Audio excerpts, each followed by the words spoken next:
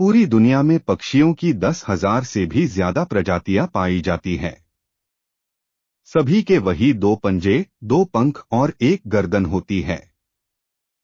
लेकिन इन्हीं में से एक ऐसा पक्षी है जिसकी एक अलग ही पहचान है, जो आसमान का सीना चीर के हजारों मीटर ऊपर 120 किलोमीटर पर आवर की रफ्तार से उड़ता है, जो खुद के कई गुना अधिक वजन के शिकार को भी अपने पंजों पे दबोचकर उड़ जाता है, और इसीलिए उसे पक्षियों का राजा कहा जाता है, जिसे हम बाज के नाम से जानते हैं। और एक बाज इतना ऊंचा मुकाम हासिल करता है अपनी ट्रेनिंग और अपनी पुनर्जन्म की वजह से। अगर आप भी इस दुनिया में एक मुकाम हासिल करना चाहते हैं, तो एक बाज को बाज बनने का पूरा सफर आपको जानना बहुत जरूरी है, क्योंकि 25 से 30 की उम्र तक आने के बाद भी लोगों को रिस्क लेने से डर लगता है। लेकिन एक बाज की जीवन की शुरुआत ही रिस्क से होती है। जिस उम्र में बाकी पक्षियों के बच्चे सिर्फ चींची करना सीखते हैं, उस उम्र में एक मादा बाज अपने बच्चों को पंजों में दबोचकर हजारों मीटर आसमान की ऊंचाइयों में उड़ जाती है। उसे ये बताने के लिए कि तेरा जन्म आसमान का सीना चीर के सबसे ऊपर उड़ने के लिए हुआ है, तेरा जन्म पक्षियों का बादशाह बनने के लिए हुआ है। जमीन से हजारों मीटर ऊपर ले जाकर मादा बाज अपने पंजों से उसे छोड़ देती है, और यही से शुरू होती है उसकी हाई रिस्क ट्रेनिंग। वो चूजा जमीन की तरफ तेजी से गिरने लगता है, थोड़ा नीचे आता है तो उसके पंख खुलने लगते हैं, नीचे आते आते वो अपने पंख फड़फड़ाने लगता है।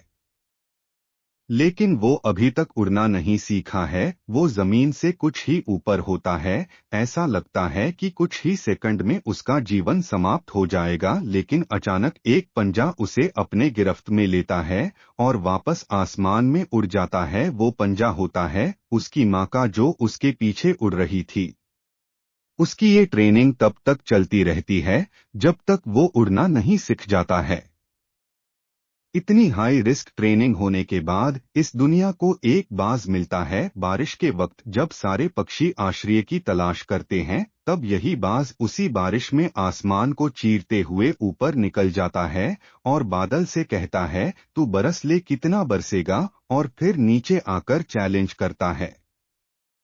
एक बाज की उम्र लगभग 70 साल होती है।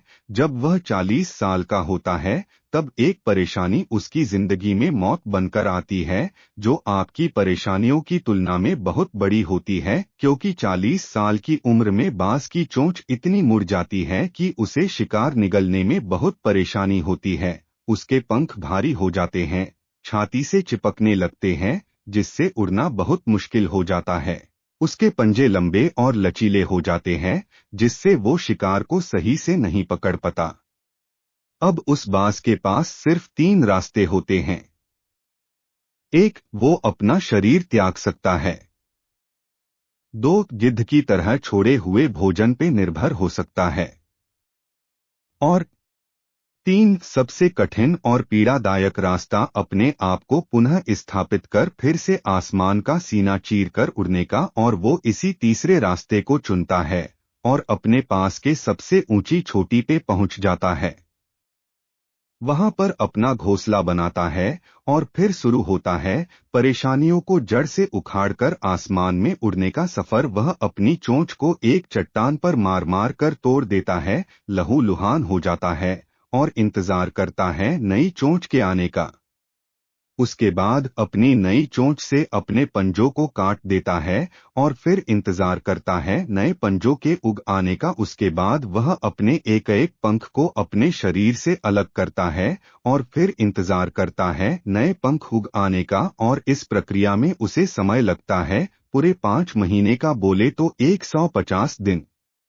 इन 5 महीनों की कड़ी तपस्या से एक बाज का पुनः जन्म होता है। वो फिर से तैयार हो जाता है आसमान का सीना चीरकर उड़ने के लिए। जो 3 रास्ते बाज के पास थे, वही 3 रास्ते आपके पास होते हैं। लेकिन कुछ लोग पहले रास्ते को चुनते हैं और परेशानियों के तले दबकर सुसाइड कर लेते हैं। ज्यादातर लोग दूसरे रास्ते को चुनते हैं। वो परेशानियों का बोझ पड़ते ही अपने लक्ष्य को छोड़कर एक नॉर्मल लाइफ जीने लगते हैं। और कुछ वो लोग भी होते हैं जो इस परेशानियों को लात मारकर अपनी मेहनत के दम पर बाज की तरह आसमान की बुलंदियों को छूते हैं। दोस्तों, बाज की यह ट्रेनिंग हमें बहुत बड़ी सीख देती है कि अगर रिस्क लेना पड़े तो लो कि अपने फील्ड में अपने आप को इतना ट्रेंड कर लो कि उस फील्ड में आपसे ऊपर उड़ने के बारे में सोचकर लोगों के पसीने छूट जाए, तभी आप अपने फील्ड के बादशाह कहलाओगे।